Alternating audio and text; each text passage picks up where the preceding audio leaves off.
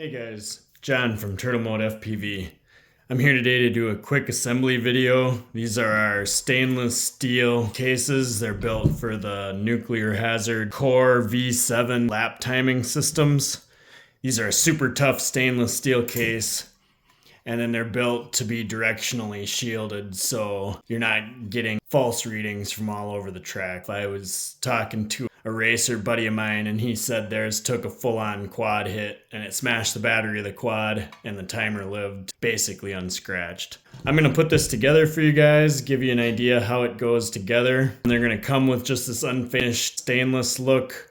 These do take paint pretty well. I just went to the hardware store and got some rattle can colors that I liked and painted her up. So I'm going to pull it apart. It's a little bit of a friction fit together, but it shouldn't be too bad.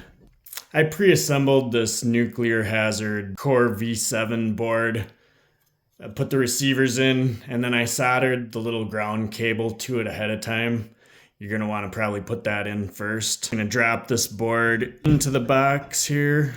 I put the hardware into three groups here, basically. We got these standoffs and some M3 by 6mm screws. That's going to be the mounting hardware that mounts down our nuclear core. We got some M3 by 16mm screws and some press nuts. That's going to mount our fan. And then we got a dozen M3 by 8mm screws that's going to hold the exterior case together once we get it all together. So I'll start out with a couple of these M3 by 6mm screws in the corner here, and that'll kind of hold our board in place. I'm not going to tighten any of this down too much until I get it all into place. So there's my second M6 screw in the corner here. Now we're going to put our four standoffs in. One of them is going to go right above this, I don't know what you call it, this pin connector. This takes a M4.5 nut driver, and I don't happen to have that, so what I'm going to do is use the M3 screw in my M3 hex driver to help drive these in, and then at the end I'm going to crank it down with my pliers. I'm not going too tight because I want to still be able to get these button head screws back out of there, but that helps get them in a little bit easier. So I'm going to put my screw into my standoff again to help me insert that. Put the next one right here.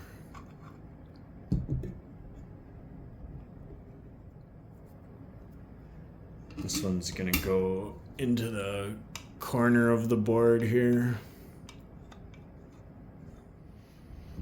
And then this one's a little bit hard to get in there because it's kind of tight in the corner.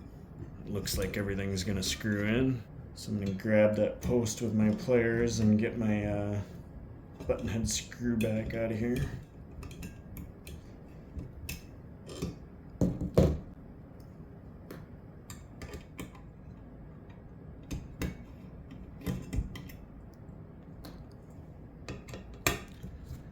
Now that I got all four posts in, I'm gonna go back and tighten these two M3 by 6mm screws down on the side of the board. And I'm gonna get them, fairly snug, I guess. You don't want to break the board, but you don't want it coming back out of here again. It's probably not something you're gonna take out often or ever. That one's snug. I'm gonna come in here with my pliers and snug these standoffs down because I don't have the M4.5 driver I need. I'm impatient, so that's what I'm going to use. I'm going to snug that one down. Snug that one down.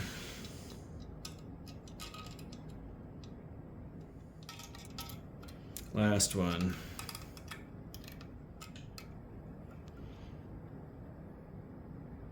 Okay, so that board's secure. At this point, you have a choice. You can put your Raspberry Pi board in there and call it good. You don't really need to put any screws in to hold that in. This large pin connector will keep it pretty secure. The problem you're going to run into is the Raspberry Pi has M2.5 millimeter holes, and the rest of the hardware on this case is all M3. I tried to find 2.5 millimeter standoffs and 2.5 millimeter rivet nuts, and it just doesn't exist that small. However, it's really easy to drill the 2.5 out to 3 millimeter.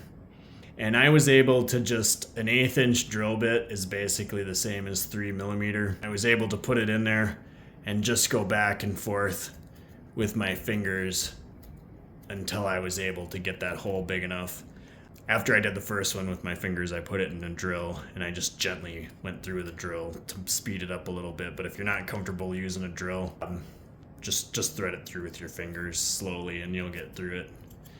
And that's not going to damage the Pi. This is all still in the insulated material that I'm just barely reaming that out. An alternative would maybe be like a small needle file. Once you open those up to 3 millimeter, then you'll be able to fully secure this board down with the M3 screws. So I'm going to go ahead and make sure my pin connectors are all lined up here. And that's probably hard to see on camera, but once they're all lined up, we're just going to firmly push that down into place. Make sure all our receiver cards are down. And the way I'm going to ground the NuclearHazard board to the chassis is going to be right through here. You do want to make sure that your ground isn't coming into contact with any of the other stuff on this circuit board here though. So I am kind of shoving it in that direction before I tighten it down to keep it away from everything else.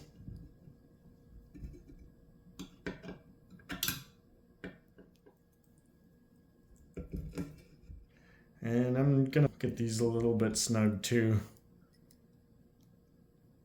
Not super tight that I'm gonna damage the board though, but I don't plan on taking it out again anytime soon. There is a slot in the back of the case for the memory card. And it looks like we're all snug down. The last thing we're gonna do here is install our fan. So we're gonna look at how this case goes together. The back side of the case is gonna be completely covered up and there's this slot for the SD card to go through. The front of the case is not gonna come down all the way. It's just gonna come down in front of this XT60 connector. So our fan wire on the bottom side is going to kind of point in this direction towards the XT60 connector. And that's going to route the wire sort of down where it's supposed to be. So I'm going to flip this upside down.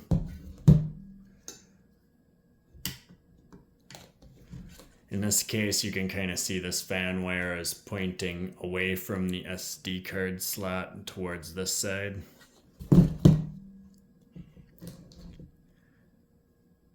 And included is 4 M3 press nuts. And we'll take our longer M3 16 millimeter screw through the top of the case.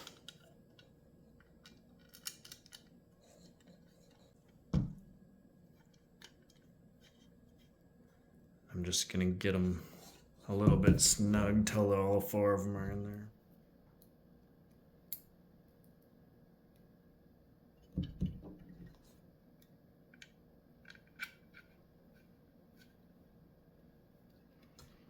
Okay, so all 4 of those screws are in there holding our fan in. You gotta be a little careful and crack that plastic out if you go too crazy on these, so just take it easy on torquing these down. Get them tight enough that they're not gonna come out, but my paint's still a little soft. I can see the screws mushing into it.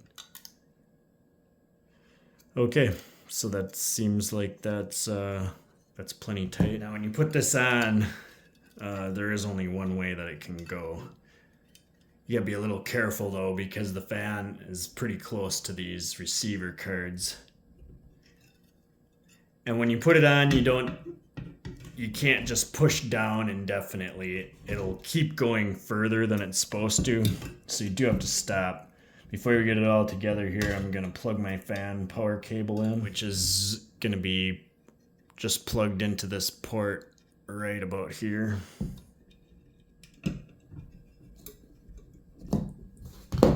There we go. So our fan's plugged in. And I don't know, I'm just gonna kind of try to coil this up around my fan a little bit maybe, so it's not so crazy all over the place. And I'm gonna be careful not to cut that wire off when I'm putting this metal case together. So I'm just gonna push it down.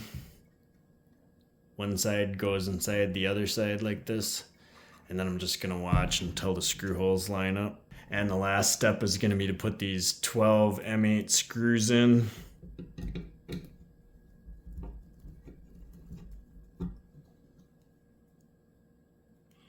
And I'm gonna leave them all fairly loose until I get them all in, making sure everything lines up.